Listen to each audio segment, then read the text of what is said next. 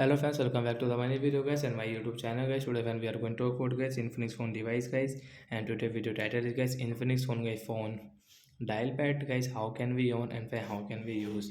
Friends, you don't know what is dial pad and guys how to use it. So friends, today friends I will show you what is dial pad tone and how to use it. So guys, open your phone setting and guys scroll it. Friends, click on phone sound and vibration.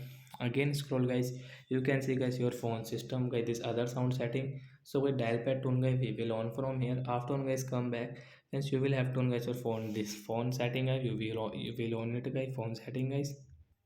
So friends, you can see guys, if you enter any number and guys you will use guys this phone dial pad.